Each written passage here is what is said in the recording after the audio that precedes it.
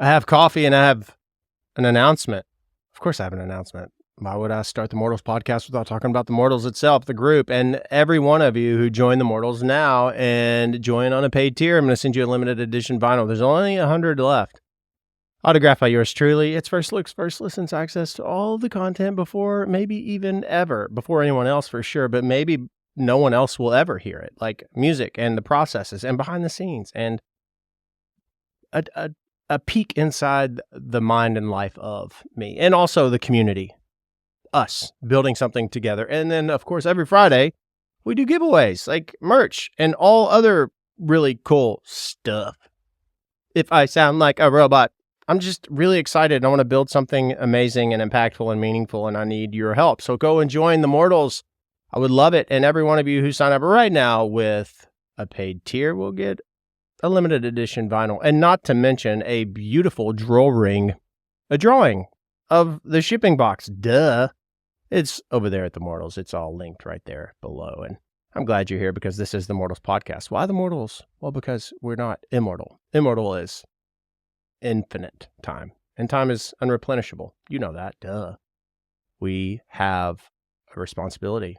Do good with the time you've been given. We are not promised tomorrow, but I can promise you I meet you here right now, because this is a show which pulls back the curtain, takes down the walls brick by brick, and exposes the hearts of those caring for those Invisalign out that you love most.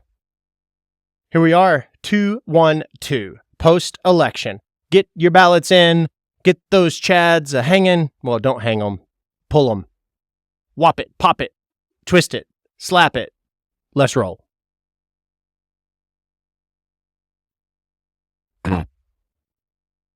It takes 7 times on average before someone does something, seeing it or hearing it. And that is the music. It's been a wild ride. When you build something and you show up for the funerals and you stayed for the music, and yes, I am Nathan, and maybe you did come because you liked me educating you on all of the macabre and all of the oddities and all of the really intentional, kind, selfless care that the funeral profession offers. And maybe you found out that I did music. I get messages all the time from people be like, "Oh, I love your music. I didn't know." Well, I've been singing since I was 8. Perhaps you came for the music and you realized that I was a mortician too.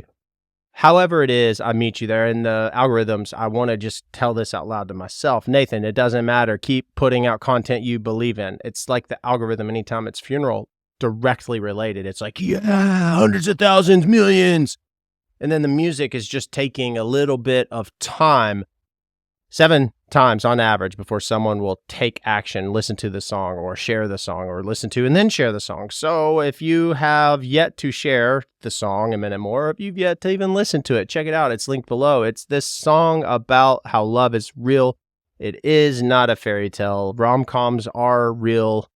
I mean, not 10 Things I Hate About You real, but in the sense of we love them because there is this terrible thing that happens, and somehow, some way, the couple, they make it through, and we love it because, yay, they win happily ever after. It's real, it's possible, and you're worth fighting for, and that's what A Minute More is about. Don't settle. Don't lower your bar or your standards because you think that's all you deserve, because that's a lie you tell yourself. A Minute More is out now. I'm very excited about it, and if you've listened to it 6 times or heard me say it 6, consider this the 7th time, and you're going to go and just pause this episode of the podcast, and you're going to go listen wherever it is you stream music. And speaking of this podcast, I need your help here too. Be sure to leave a positive review on any of your favorite listening platforms, wherever it is you listen to this. I would love it if you left a positive review, because that is telling the platform, hey, I like this guy. I like this podcast. What do you want to hear more of? I'd be glad to do you one solid, and maybe I'll dance and rub my belly and pat my head, or pat my belly and rub my head. I don't remember what it is. I'll do one of those things for you. You know what else I'll do for you? Yeah, duh. Keep showing up. No, duh. 3 random facts. Yes, I will do 3 random facts. Okay, here we go. Your 3 random facts are... I didn't have it ready yet, but I had you on the cliffhanger, didn't I? Hang on a second. I'm pulling it up, everybody. Goodness, I didn't come prepared today. I just got off this walk. The wind was literally blowing like 20-something miles per hour. I'm not kidding. All the leaves that I got out of the yard are all back in the yard. It's totally fine. But I have been babysitting, and just totally babysitting this area. There used to be 2 trees in the front yard that they're gone, and I have meticulously just hand spread this seed. That's all green. And then I had to take out a light post, and that's coming in. It's amazing. It's amazing. All right, here I go. Provide 3 random facts, because ChatGPT is going to do that for us. And here we go. It's thinking. Okay, number 1. Why does it always go to this? 3 more. It's always talking about the octopus. I don't care about octopus having 3 hearts. I don't. I'm sorry. Do you? I feel like we all know that because of that show I was on Netflix, like the octopus is my friend or something. Oh my gosh. This is failing miserably. Failing miserably.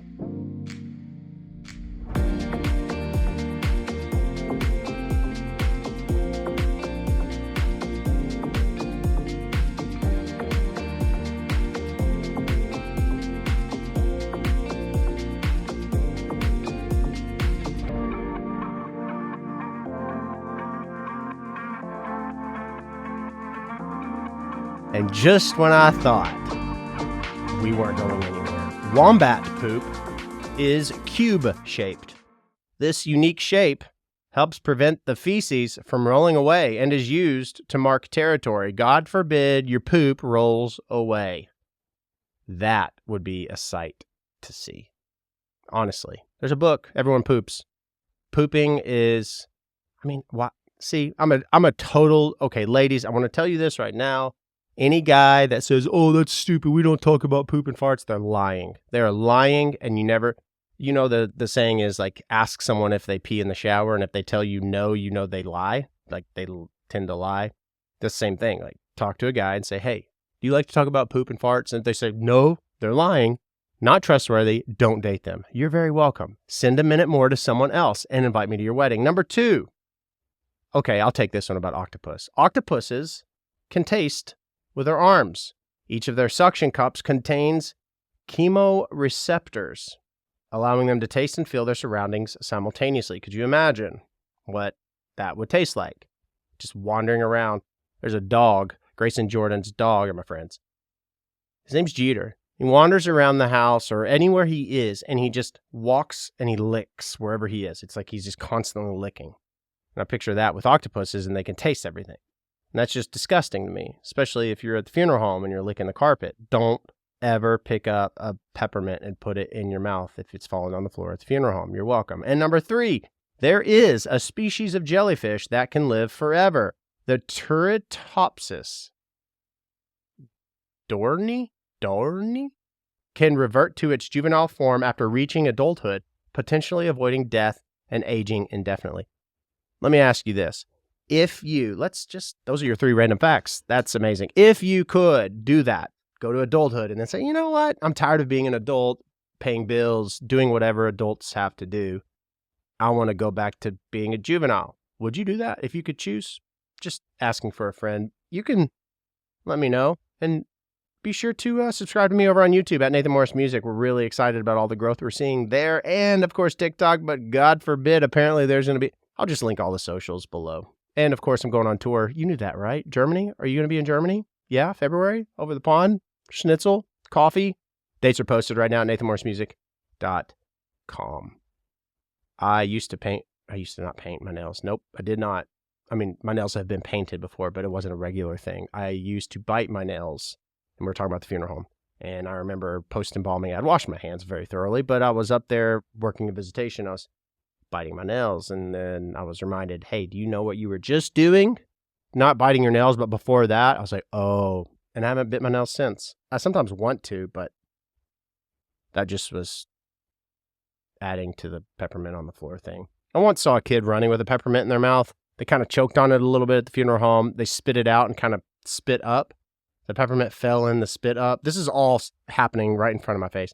And the girl, she was probably 10 or 11, should have known better, grabbed the peppermint from, a little pile of yuck and then put it back in her mouth. I'm not lying. I'm going to leave that right there for you. I really am. Someone asked me the other day if I really miss it. Do I miss showing up on calls all the time? And I sometimes do, but no. I miss the interaction with people because I live this life of, I'm alone a lot. content and shooting stuff and meetings and Zoom calls, and I don't get out too much. I live under a rock. Nikola Tesla says, though, being alone is where you're able to innovate. So I take that as a good thing to be able to do and be your own company and comfortable just with self. But I do miss sitting in an environment where I'm able to open the door for people and really step outside of myself and see the fruits of my labor, if you will. Whenever you create content, you're putting it out there. And I really don't open the apps that much anymore because I have to be careful with my mental health, and I don't want to listen to noise at all. And, those of you who are mortals, I would love it if you aren't want to join. But those of you who are mortals, you know who you are. It's like you all have my ear, and I am quick to make sure that I acknowledge comments and things like that. But, it's hard. If you've interacted with me and you haven't gotten a response from me, it's not that I don't care. I mean, honestly, I try really hard to acknowledge, but I have to be careful with my own mental space. And anyway, I was referring to having this physical interaction with people and being able to see the gratification on their faces. And when you're alone creating content and putting it out into the stratosphere, you don't necessarily see that. You know it, but you don't necessarily see it. So that's the thing that I miss. I guess that's self-serving to a degree, but I do miss knowing that relationships are formed, deep, lasting relationships from those who've experienced loss. I don't miss going on calls all the time. I don't miss the stress I don't miss the lack of sleep. I drink just as much coffee as I would if I were working at the funeral home. So, I mean, I just have time. I missed out on a lot of stuff, and I think I'm just kind of making up for it. If you haven't noticed, I've been sharing a lot more of my things that I like my picks, if you will. Picks for whether it be clothing or gear. Or people ask me all the time, Nathan, what's that shirt? Or Nathan, what do you use in your hair? Or the podcast, or studio, lighting. Anyway, I'll link that below. It's my gear. It's also at nathanmarshmusic.com. Links are in the bio and on all of my socials. I just want to share what it is that I love, and maybe you might like it too. There's a method to the madness, my friends, like Descript. This podcast is brought to you by Descript. If you've thought about starting a podcast, maybe you have a product or a service or a business or you're a brand or you're wanting to spread awareness, you must start one because people listen. There's a huge number, percentage-wise, of people who are more likely or inclined to interact with a product or something that you promote on a podcast because they know you, they feel they know you, and that's what the beauty of a podcast does. And Descript, it's a web-based platform. There are so many awesome features like studio sound and AI eye contact if you don't know how to speak and you have to read everything. There are a lot of really cool features. You don't have to have anything elaborate. You don't have to have a crazy awesome microphone or even any editing skills. If you know how to edit text, like it's transcription-based editing. If you write the word you take the word out, and then it'll edit the video accordingly. It's pretty cool. It's at Descript, and it's linked below. I'd love for you to click that link and let Descript know that Nathan and the Mortals sent you. I love this platform. It's been really fun, honestly. And I know that it sounds like pitchy, but it's fun that I'm able to sit down, hit record, fumble around, and somehow, some way end with a pretty solid product that I am proud of and that you get to consume and say, thanks for the podcast. That's what I assume you say when you're listening. Like, thanks, Nathan, for the podcast, guys. Hey, let's talk some spookiness. You want to? Okay, great. Let's talk about the legend of the Peyton Randolph house. This is your spooky section of the Mortals. Duh. This is in Williamsburg, Virginia. The Peyton Randolph house. Randolph the red-nosed reindeer, located in the heart of Colonial. Why do people call it Colonial? And then some people say Colonel. No, that's not right. This is... Oh, I'm keeping this in there. That is, hey, I'm a human. This is colonial. I know the difference now. Excuse me. I had a brain fart. Kiss my ass, Seabass. Colonial Williamsburg is considered one of the most haunted houses in America. I feel like every story says that. At what point will we have talked about all of the most haunted houses? Okay, its chilling history dates back to the 18th century, of course, filled with tales of tragedy, war, and unexplainable phenomena that continue to frighten visitors to this day. A little backstory: the house was built in 1715 by William Robertson and later purchased by Peyton Randolph, the first president of the Continental Congress in 1721, so way back yonder. The home served as a hub for political discussions, and it was visited by notable figures, including Thomas Jefferson and Patrick Henry. However, the house's seemingly prosperous history masks a series of tragic and mysterious events. During the American Revolution, the house was used as a hospital for wounded soldiers, many of whom died within its walls. The house witnessed suffering, loss, and the lingering spirits of those who never found peace. The hauntings at the Peyton Randolph house, they are attributed to, this is what people say, to several tragic deaths and untimely demises over the centuries. Now, the deaths are, of course, those are historical facts. I was referring to, like, the hauntings. So they're alluding that the deaths, the hauntings, the spooky shit that happens are from the deaths, which I wouldn't argue necessarily. I just am pointing out. I was just pointing out that they say that it's this. It's not 100% certain that that's why. Shut up, Nathan. Here are some of the most notable examples of the hauntings, okay? The lady in white, always. There's always, I told you this the last time, there's always a lady in white. Visitors and staff have reported seeing a spectral figure, often described as Lady in White. She's believed to be the ghost of a woman who died in the house under mysterious circumstances. Witnesses describe her as appearing in a white gown, a white muumuu, gliding silently through rooms and hallways before vanishing into thin air. There's also the restless soldier. During the Revolutionary War, a soldier reportedly died in the house from his wounds. His restless spirit is said to linger in the building. Guests have heard the clinking of metal as if someone were dragging chains and disembodied whispers echoing through the corridors. There's another poltergeist activity that they have noted happening. Reports of poltergeist activity are very common.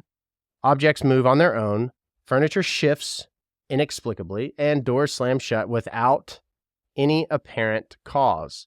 One chilling account involves a tour group witnessing a candlestick flying off a mantelpiece, seemingly pushed by an invisible force. Children's laughter and crying is another one. Let's take a sip on that one. I've told you my story on that. Kids. Visitors often hear the eerie sounds of children's laughter or crying, though no children are present. This phenomenon is linked to the tragic deaths of several children in the house, either from illness or accidents. My gosh, go to this house to die. The dark, shadowy figure is this dark figure that people have seen lurking in the corners of rooms or on the staircases. This entity is often accompanied by an overwhelming sense of dread or cold spots, as if the temperature drops suddenly and unnaturally.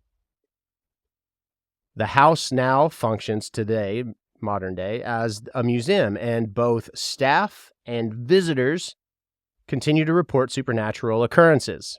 Some of the most chilling modern day experiences include these apparitions that are unexplained. Tourists have captured ghostly figures in photographs, particularly near windows and mirrors. Electronic disturbances, cameras, and other electronic devices frequently malfunction or drain the batteries unexpectedly when inside the house. That's pretty common, it seems.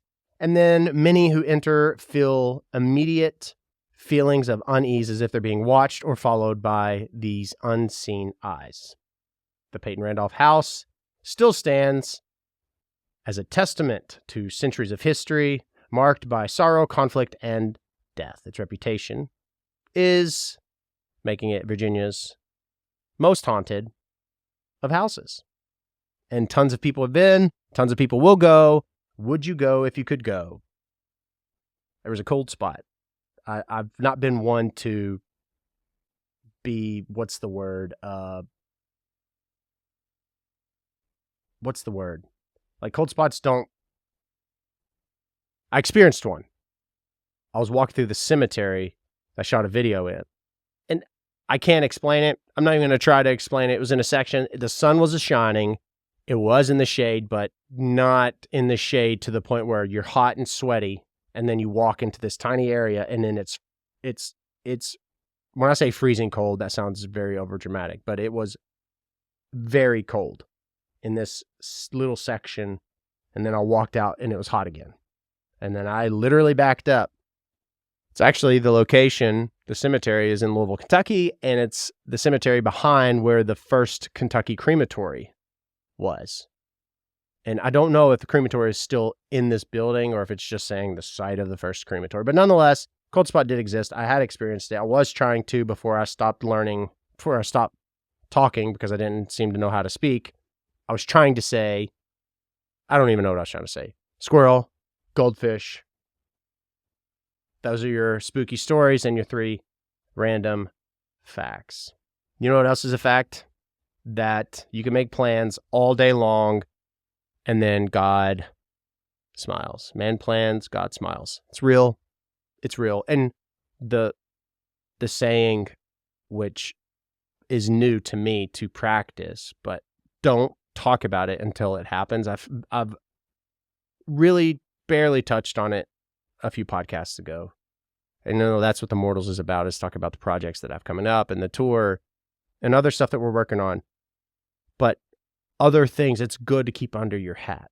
It's good to not talk about anything and then let the action or the effect, the thing that happens, be what tells that story. Because you get really excited. I've had some really, really phenomenal things that are still in the works, and a few months ago they were told, and I know it's going to happen, and I'm very confident in it, and I'm just like waiting. And it kind of also goes with like, don't put all your eggs or don't count your chickens before they hatch kind of thing. It's a little bit of a humble pie, and we all eat it at times, but I am hopeful still. And maybe, just maybe, you have something really cool and exciting that's about to happen. Maybe you have something. I don't know. The only thing I can think of are cliches, and I don't like that. I don't like just saying, oh, maybe you got the new job promotion. But maybe don't talk about it. Let it happen and let people be like, oh, shit, look at them. Okay. Let the action or the outcome be the talking. And that's me telling myself that too.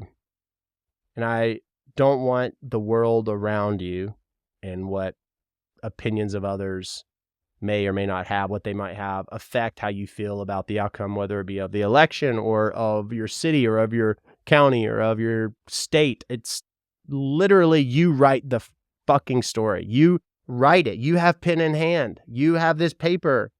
Now, obviously, just don't do illegal stuff. That's the 4 walls, is paper's edges. But you can control the story and how it goes from here on out. You don't have to listen to the nonsense. Of course, if you don't find it to be nonsense, then it's not nonsense. But I'm saying the things that you feel might be negative or not aligning with you, maybe they're rowing in a different direction than your oar is going, just know that you can change it. And I have to tell myself that all the time. I'm in charge of what happens in my space.com. You have to realize that. And when you do, it makes things a little lighter. And living and doing things that you love to do with those that you love, that's truly living. And all the other shit's just noise. It really is. If you are someone who is an angel investor and you want to have some opportunity, reach out to me. If you are in security and you want to be a bodyguard, you can reach out to me. And if you're neither of those things, then you could still reach out to me. You can catch me on all of the socials. You can catch me, link below. Obviously at the Mortals. That's where you can find me. Again, don't forget, if you sign up now on the paid tier, then I'm going to send you a limited vinyl while supplies last, autographed, and I will do a Bob Ross drill ring on the shipping box. You can't knock it till you try it. There have been a lot of people pleasantly surprised and happy with what they got in the mail.